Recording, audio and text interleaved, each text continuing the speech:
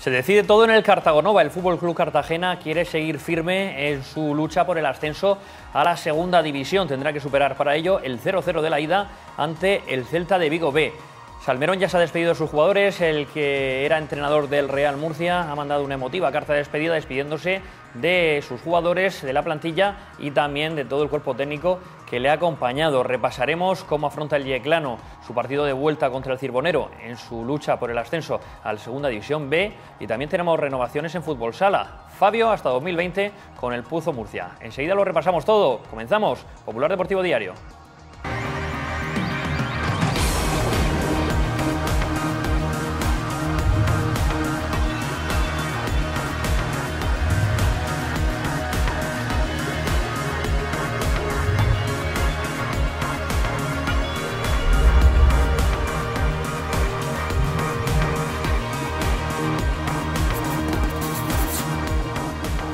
¿Qué tal? Buenas noches, bienvenidos un viernes más a Popular Deportivo Diario, viernes de previa, sobre todo del Cartagena y del Yeclano, que son los dos equipos de la región que siguen en su lucha por poder ascender de categoría esta temporada. Sí. Ángel Jover, muy buenas noches. Buenas noches, Felipe. Los dos últimos supervivientes de los equipos murcianos, además los dos con partidos importantes, se quedaron primeros tanto en tercera como en segunda B. Desgraciadamente no subieron a la primera y tienen que coger el camino largo para ascender de categoría. Y el fútbol femenino, que en la región de Murcia ha tenido una gran acogida con el partido de la selección española que disputó ayer ante Israel en su lucha por entrar en el Mundial de la próxima temporada. Sí, además un partido que se disputó ante más de 3.300 espectadores en las gradas de la Condomina y que la selección española pues se llevó con un 2-0.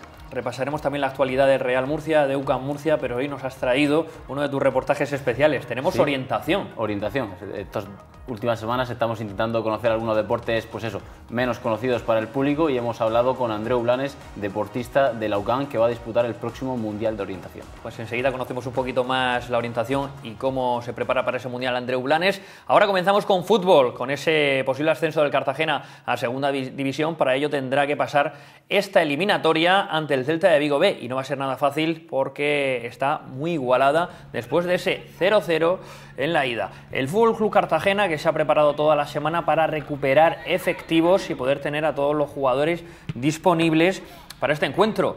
Un partido en el que todos quieren estar porque es decisivo, porque puede ser el último también de la temporada de no salir bien, y sobre todo los buenos, espera que se recuperen pronto Alberto Monteagudo, uno de ellos Rubén Cruz y también Óscar Ramírez. Sí, Rubén Cruz ya al partido de la semana pasada llegó, pero llegó justito. Esta semana seguro que ya está mejor. Óscar Ramírez la semana pasada no estuvo, hoy ha confirmado en rueda de prensa Alberto Monteagudo que va a estar, pero que obviamente no está al 100%, llega justo. Además se ha encontrado pues con el inconveniente de que Jesús Álvaro también ha arrastrado molestias. Estamos viendo precisamente esta semana el único gol de toda la temporada de Óscar Ramírez. Sí, y después Mejías, que también lleva una semana justa en el trabajo físico, porque bueno, al final se está haciendo un poco larga la temporada. Bueno, pues está estudiando qué planteamiento utilizar Alberto Monteagudo para ese partido de vuelta. En la ida, el Celta de Vigo B presionó mucho la salida del balón, generó muchos problemas al Fútbol Club Cartagena y también generó ocasiones de peligro claras que no fueron, por fortuna, encajadas en la portería de Pau Torras. No, desde luego, como has dicho antes, la eliminatoria más abierta no puede estar porque es prácticamente una final. De hecho, el Celta tiene la ligera ventaja de que le valen cualquier empate con goles o una victoria para pasar, mientras que al Cartagena pues solo le vale una victoria. En ese caso pues es una ligera ventaja del Club Vigués, pero bueno, al final es una final en el campo del Cartagena, ante el público del Cartagena, donde el equipo albinegro pues debe ganar para seguir luchando por el ascenso. Bueno, pues empezamos desgranando la rueda de prensa de Alberto Monteagudo, que ha estado con los medios de comunicación, comentando que es importante ponerse por delante. Volver a insistir en la intensidad que pusimos aquí con la Majadahonda, salimos muy fuertes, el tener la pegada que hemos tenido en muchísimos partidos. Al final, el día del Majadahonda, el primer remate gol, por ejemplo, en casa evidentemente, en fuera, el primer remate pues la paró el portero en el mano a mano que tuvo Rubén. Eso ya marca. Yo siempre digo que el que empieza ganando en segunda B tiene un 99% de ganar. Nosotros, de los últimos 11 partidos que empezamos ganando, creo que hemos ganado 10. Entonces, al final, los números te demuestran que si empiezas ganando el partido tienes muchas opciones. El hacer gol, evidentemente ya te abre un poco el camino, porque ellos tienen que dar un paso. Y luego no olvidar que tenemos que ganar el partido, pero desde la seguridad, desde la intensidad, no es de ir como locos porque vamos perdiendo la eliminatoria, que no la vamos perdiendo. La eliminatoria está empatada. Ahora, lo que es verdad que un gol de ellos nos hace mucho daño, pero bueno, tenemos que ganar un partido en el Cartago Nova con la misma mentalidad que fuimos en la anterior eliminatoria, que yo les decía a ellos que si no encajábamos mejor, pero que había que ganar el partido y lo ganamos, ¿no? Bueno, hay que tener paciencia, no desesperarse y pensar que está todo igualadísimo y las prisas pueden ser malas consejeras. Lo cierto es que el Cartagena a lo largo de la temporada ha tenido buenas actuaciones en el Cartago Nova, pero también ha pinchado con rivales de abajo. Efectivamente, es la cara y la cruz del equipo. Es verdad que al final jugar en tu estadio te beneficia en el caso del Cartagena porque bueno, es un equipo que juega mucho con las condiciones del terreno de juego, le gustan los campos amplios, con un césped bien cuidado para desplegar su fútbol, pero que es verdad que, recordemos, ha tenido sonoras derrotas como la más clara, aquella del 4-1 frente al Betis B, Sí. Y contra otros equipos de la parte de abajo tampoco ha sido capaz de puntuar. Contra Las Palmas empató también, por ejemplo, pero esperemos que dé su mejor versión. Esto es lo que piensa Alberto Monteagudo de jugar en casa el partido de vuelta.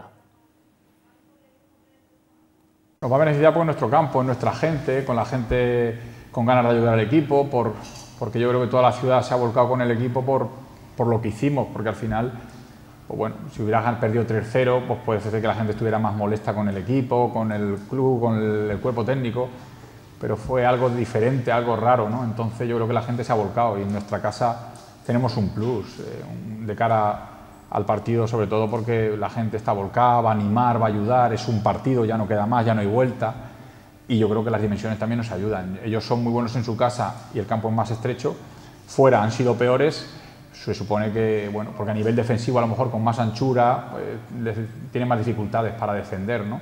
Pero aún así es un equipo rápido arriba, como visteis, con 3 futbolistas que te pueden hacer daño. Hemos tenido que medir mucho sobre todo el volumen en el tiempo del entrenamiento, porque el equipo está un poco cansado, evidentemente. Al final, en esta categoría el futbolista está acostumbrado a jugar una serie de partidos y nosotros entre la Copa y el playoff pues nos hemos ido a un número muy alto. Entonces estamos haciéndolo muchísimo más corto, metiendo muchas menos cosas, evidentemente alguna cosa táctica que es lo que queremos buscar el domingo, pero midiendo mucho eso porque se está haciendo largo. Al final, cuando tú tienes la cabeza de llegar a un sitio y ya llegas y de pronto tienes que hacerlo un poco más largo, como nos ha pasado a nosotros, pues no es fácil, ¿no? Pero bueno, recuperando a la gente e intentar que lleguen lo más frescas posibles al domingo. ¿Y cómo jugará el Fútbol Club Cartagena? ¿Con qué alineación saldrá el próximo domingo? La gran pregunta que se hacen todos. ¿Saldrá con 2 delanteros o con 1? Pues sí, también dependerá sobre todo de cómo esté Óscar Ramírez por detrás, si tiene que cambiar la estructura del sistema de juego para poner a Hugo Rodríguez como los otros partidos de carrilero. Al final, bueno, pues Alberto Monteagudo tiene mucha artillería arriba, tiene a Hugo Rodríguez si juega de extremo, a Rubén Cruz, a Queche, a Aitor Ruibal, última incorporación además de Moussa, con lo cual al final puede jugar de delantero y de extremo también. Efectivamente, con lo cual al final tiene que hacerle hueco para poner toda la pólvora en los cañones. Yo me la juego con un 4-4-2 y con Rubén Cruz y a Queche en punta, pero esto así no lo resolvía Alberto Monteagudo en rueda de prensa. Yo siempre juego con un punta toda la vida, de Dios. De hecho, hemos sido campeones aquí mucho tiempo el año pasado y siendo con un delantero. Y en cambio este año he jugado mucho con 2, sobre todo en el Cartago Nova. Entonces siempre teniéndolos sanos, tienen muchas opciones de jugar los 2 siempre. Al final llevan 30 goles. Otra cosa es que, bueno, que yo vea que con un media punta como ya el Majadahonda podíamos hacer daño porque le damos un poquito más de pausa al equipo en ese pase en zonas medias para que mis laterales lleguen, ¿no? Y yo creo que salió bien porque Akeche salió en el momento justo y metió su gol. ¿Que podía haber salido antes y haber metido gol? Sí o no. Como el día del Écija o el día del Lorca, que no metieron gol ninguno de los 2, ¿no? Al final, todo el fútbol es según cómo lo mires. Bueno, pues claro estará el próximo domingo, pero ya nos anticipa Alberto Monteagudo que si están todos bien, jugará con 2 delanteros. Efectivamente, como iba haciendo prácticamente toda la temporada. Y hablamos también del Celta de Vigo B, un equipo que llega muy bien físicamente a este tramo final de temporada, lo vimos en la primera eliminatoria y lo vimos también en el partido de vuelta disputado en tierras gallegas. Los primeros minutos fueron de acoso y derribo a la meta de Pau Torres y la salida de balón, la verdad que la presionaron muy bien y tienen jugadores de ataque con mucha calidad. Uno de ellos, Juan Hernández, murciano, de La Hoya, y que es el máximo goleador de la temporada. Sí, y además en esa primera eliminatoria ya se cargó, aunque fueran los penaltis, al Marbella, que había hecho una gran temporada en el grupo cuarto, y yo creo que al final un poco la juventud del filial vigués pues se nota sobre todo a estas alturas de temporada, que todavía les queda un poquito más de energía, un poquito más de gasolina en el cuerpo que a los jugadores del Cartagena, que como ya hemos oído a Alberto Monteagudo, pues la temporada se está haciendo larga, ellos la tenían programada que acabar un poco antes y al final están teniendo 4 partidos, o si Dios quiere van a tener 4 partidos de más. Pues así cree que va a salir el Celta de Vigo B en el Cartagonova, Alberto Monteagudo. Yo creo que un Celta B que va a intentar hacer gol, va a venir a hacer gol, no va a venir a encerrarse y esperar su oportunidad. Yo creo que a lo mejor un puntito más de tranquilidad, de estar por detrás de la pelota, pero va a venir a intentar desenganchar a 3 o 4 futbolistas arriba para cuando pierden la pelota lanzar con ellos y hacer gol. Ellos saben que un gol obliga al Cartagena a meter 2, entonces yo creo que va a venir un puntito más de ofensivo, mentalidad ofensiva, aunque yo creo que el equipo puede ser el mismo, que fue a Marbella. Marbella iban ganando 2-0 y aún así, pues fíjate, casi pierden la eliminatoria, ¿no?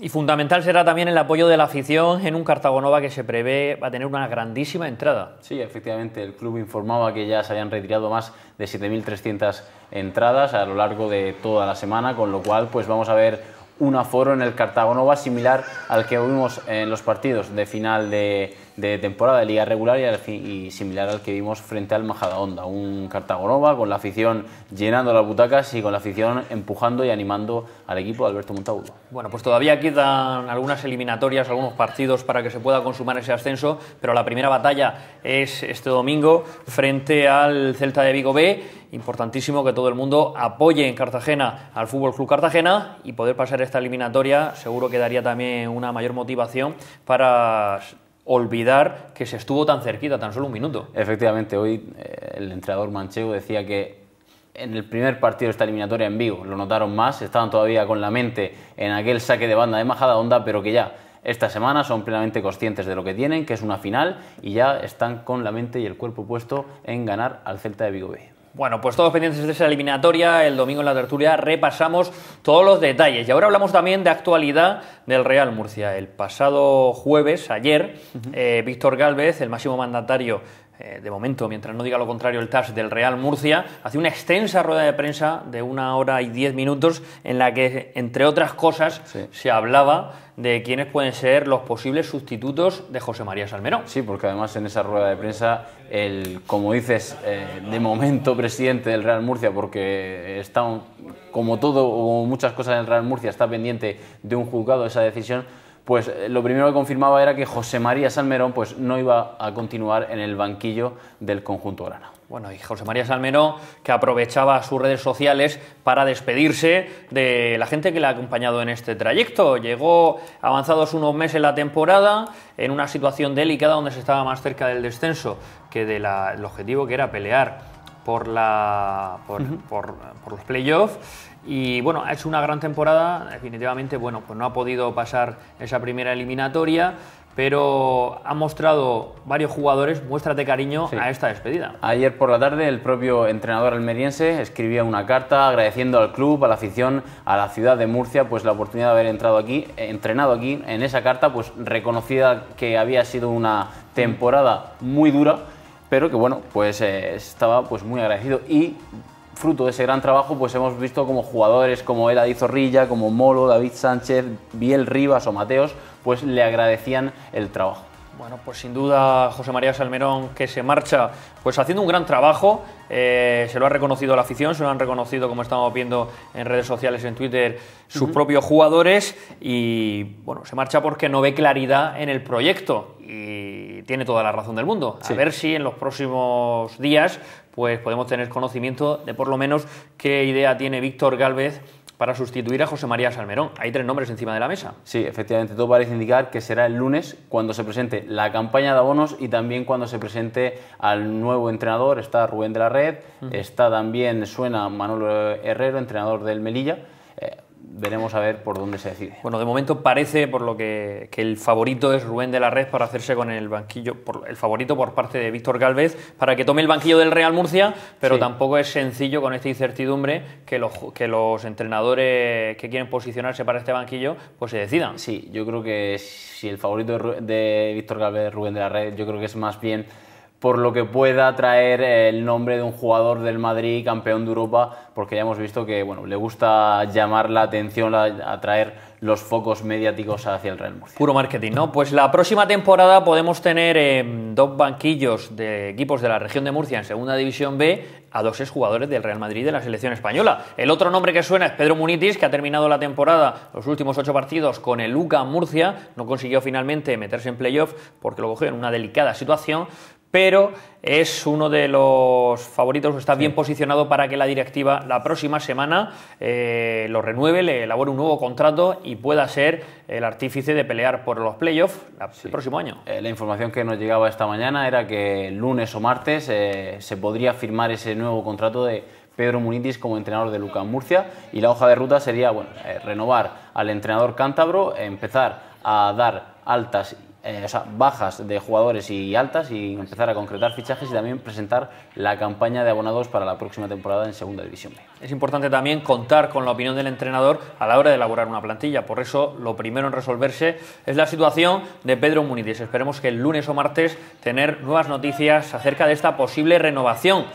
Y se las seguiremos contando, por supuesto, en Popular Televisión. El UCAM Murcia, que todavía tiene un largo verano. Lo bueno de no jugar los playoffs a estas alturas es que te da más margen para poder elaborar una plantilla lo antes posible y tocar diferentes teclas. Sí, y además, bueno, pues este año no cuenta con el hándicap del año pasado después de descender, que tuvo que rehacer prácticamente la plantilla al completo, tuvo que firmar cerca de 20 o 22 jugadores. Este año pues tendrá que hacer una cantidad de fichajes bastante inferior a esos 20 o 22 jugadores que hizo el año pasado. Bueno, pues tenemos que seguir hablando de fútbol, pero nos vamos unos segundos a publicidad y a la vuelta vamos con la eliminatoria del Yeclano.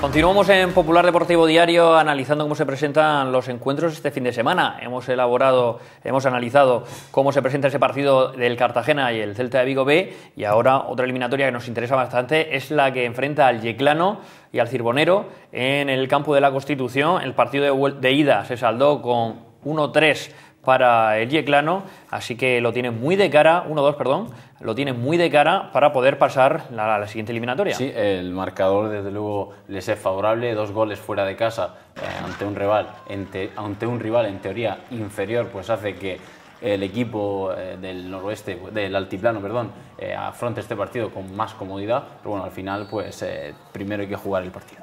Bueno, pues una eliminatoria que tampoco está nada asegurado, pero como decimos, es muy superior el Yeclano, lo demostró en el partido de ida, sobre todo por envergadura física, porque son jugadores más profesionales, y vamos a ver si puede continuar con paso firme en esta eliminatoria. Ahí estamos viendo al Cirbonero, que es un equipo de Cientruégano, un pueblo de Navarra. Estamos viendo el campo, un campo de césped artificial, incluso bastante más pequeño, muy diferente a lo que se van a encontrar el equipo navarro aquí, en el campo de la Constitución, el mítico campo de Yecla, donde ya el yeclano pues tiene, por supuesto, más cogido el caire a su campo. Y fue decisivo este hombre, Iker Torre, sí, que hizo los 2 goles del encuentro en la primera parte, aprovechando lo bien que va por arriba. Los 2 goles fueron de cabeza, pues buscando la espalda a la defensa, y luego desde la otra parte del córner contrario pues consiguió hacer un auténtico golazo. El balón parado es importantísimo en este tipo de eliminatorias, porque bueno, y sobre todo en este tipo de campos. Sí, y efectivamente, eso te iba a decir, y sobre todo en un campo como ese, donde bueno, pues al final es muy pequeño, las áreas están muy pegadas al córner, y al final el tamaño del terreno de juego te deja poco margen para elaborar jugadas y dependen mucho de los balones al área. Bueno, pues con mucha confianza para el yeclano, para que pueda pasar esa eliminatoria ante el Cirbonero este fin de semana. Y también tenemos que hablar de fútbol internacional, y es que la selección española de fútbol femenino estuvo disputando un encuentro ante Israel clasificatorio para el próximo Mundial ayer en el campo de la Condomina. Efectivamente, un campo de la Condomina que estuvo en sus gradas completo por más de 3.000 espectadores y bueno, 3.300, una buena entrada para un partido entre semana y en una hora que bueno, había mucha gente todavía trabajando. Muy superior la selección española, las chicas de Jorge Vilda, que generaron grandísimas ocasiones de gol, pero la mejor jugadora de Israel fue su portera, Schwartz, que atajó auténticos paradones como este. Paradones. Sí, se encontraron, bueno, este es el primer gol, un centre bastante lejano, fíjate, y aún así en la segunda parte. Un remate también bastante lejos de la portería, que la delantera española pues atina a colar en la red de la cancerbera israelí. Se encontraron la selección española con un equipo hebreo bastante defensivo. Bueno, pues Maripaz Vilas, que hacía ese 1-0 en el minuto 50 y casi llegando al final. Como bien dices, que se habían encerrado bastante bien durante todo el encuentro, pues en este caso fue Alexia Putellas la que consiguió establecer el definitivo 2-0 después de ese penalti.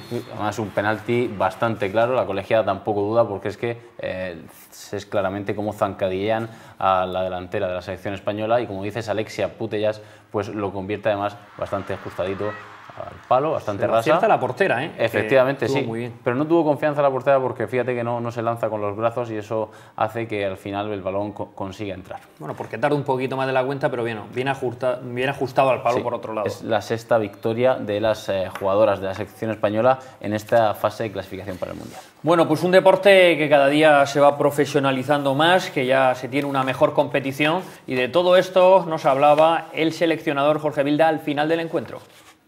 Cada año tenemos una liga con más nivel, las jugadoras están más preparadas, cada vez hay más equipos que son profesionales, entrenan por la mañana, las jugadoras se pueden dedicar a ello y eso es fundamental para que luego la selección tengamos jugadoras de nivel que puedan competir contra las grandes potencias, que es lo que queremos y lo que estamos persiguiendo. Todavía esa distancia pues es amplia, pero yo creo que día a día con el trabajo de todos los involucrados en el fútbol femenino español, esa distancia se está acortando. Bueno, la verdad que es un deporte por el que las empresas cada día apuestan más, sí, que se ha profesionalizado, como bien nos decía su seleccionador, y se ve el resultado, porque las jugadoras han alcanzado un nivel en los últimos 10 años estratosférico. Sí, te iba a decir que eso se nota a nivel de selección. España competía contra selecciones muy potentes en este campo, como son, por ejemplo, Estados Unidos, que siempre, desde que se está jugando el fútbol femenino... Estados Unidos, Japón y Brasil han sido las superpotencias. Las dominadoras, y ahora se nota que los clubes grandes están apuntando por el fútbol femenino, lo están profesionalizando, las jugadoras ya solo se dedican a esto, no hace falta que tengan otros trabajos, entrenan por las mañanas con una estructura como la de puede ser cualquier equipo, y eso al final repercute en el combinado nacional. Y la Liga Iberdrola, que tiene cada vez más seguidores, son partidos también televisados, tienen mucha aceptación y están entre todos ayudando a que se vea un fútbol cada vez más atractivo y que se suma más gente, más aficionados. Una liga en la que esperemos que esté pronto el Lorca Féminas, que de momento está en segunda división, el equipo murciano. En la región de Murcia se apuesta mucho por el fútbol femenino y hay varios equipos ahí luchando por entrar en el fútbol profesional femenino. Pues sí, muchos aficionados esperándolo, y ayer había varios de ellos en la Condomina, 3.368 espectadores. Seguimos hablando de actualidad, vamos ahora con Fútbol Sala, con el Pozo Murcia. Hace una semana Duda anunciaba su despedida tras 17 años, no iba a ser renovado, estamos esperando quién va a ser su sustituto en el banquillo, pero de momento el club se está moviendo y hemos conocido la noticia de que Fabio, el portero internacional, renueva hasta el año 2020. Efectivamente, el portero madrileño que vino hace 6 temporadas del Cartagena Fútbol Sala y se ha convertido en una pieza clave para el Pozo Murcia, lo ha hecho con Duda y seguro que lo será con el nuevo entrenador. Este año ha disputado 17 encuentros como titular. Tiene 27 años, llegó jovencísimo, la verdad, era con 20 años. Con 20 años y al Cartagena también debutó en primera división, lo que era antes división de honor, con el Móstoles, cerca de su pueblo, con apenas 17 años.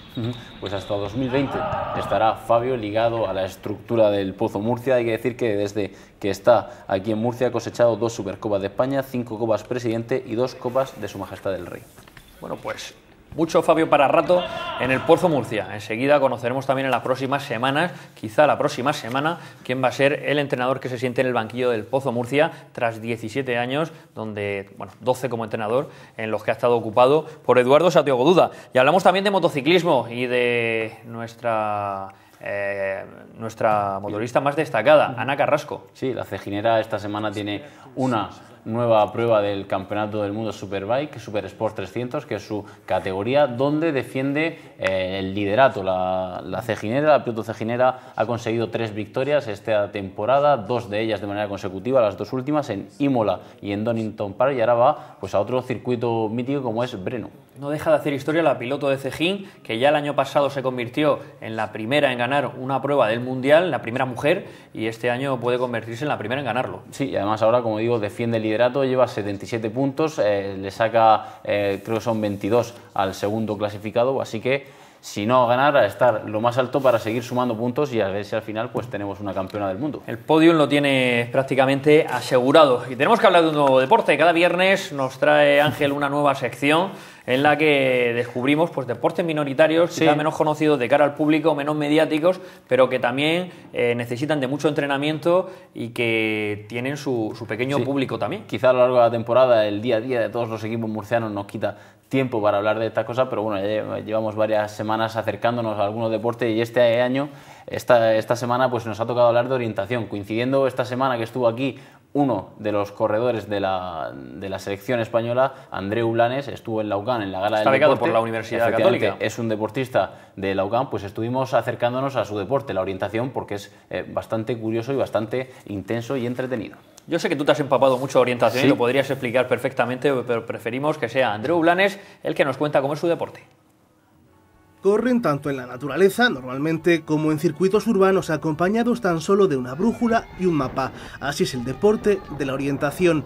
Bueno, la orientación es un deporte en el que en un mapa te dan un recorrido y lo tienes que hacer en el menor tiempo posible. Hay unos controles que tienes que ir siguiendo en el orden que te indica el mapa y nada, eliges tú el recorrido entre cada control y el que va más rápido pues es el que gana.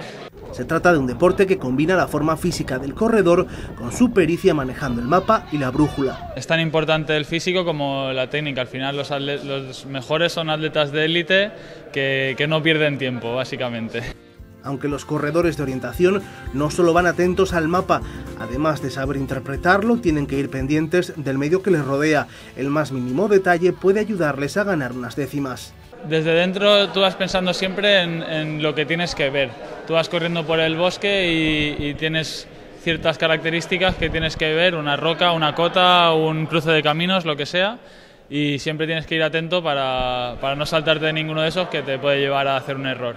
Un deporte que exige una preparación física importante. Bueno, parecida a la de un atleta de cross, metiendo algo más de desnivel y luego de la parte técnica de la orientación. Las distancias de cada carrera dependen de la modalidad que corras. Hay 3 oficiales. Sí, oficiales hay 3 distancias en el Campeonato del Mundo. El sprint, media y larga. Sprint son 15 minutos el ganador, media son 30-35 y la larga es hora y media. Andreu Blanes tiene esta temporada un objetivo muy importante en el horizonte. Bueno, la semana que viene voy a una competición de relevos en Finlandia, pero sobre todo el objetivo es el Mundial, la primera semana de agosto, y a ver si hacemos ahí un buen resultado. El corredor de la UCAM y de la selección española quiere mejorar en ese Mundial el 7º puesto logrado en la última edición celebrada en Escocia. Pues toda la suerte del mundo para Andreu Blanes en ese próximo Mundial. La verdad que tiene muchísimo mérito, hay que estar muy preparado físicamente, hay que conocer muy bien la técnica y luego tener también un pelín de suerte. Eso te iba a decir, que además es un deporte que te exige mucho, no solo físicamente, sino a nivel mental, porque yo no sé si lo has probado, pero a mí me dan un mapa y una brújula y no llego a ningún lado. Nos perdemos en el coche por la alcantarilla, imagínate por ahí. Bueno, Ángel, hasta la semana que viene seguimos hablando de deporte y a ver con qué nos sorprendes. Un placer estar aquí. Nos marchamos, recuerden, el domingo a las 10:30 en la tertulia de Popular Televisión, todo el repaso a cómo ha ido la jornada. A ver si tiene suerte el Cartagena. Adiós.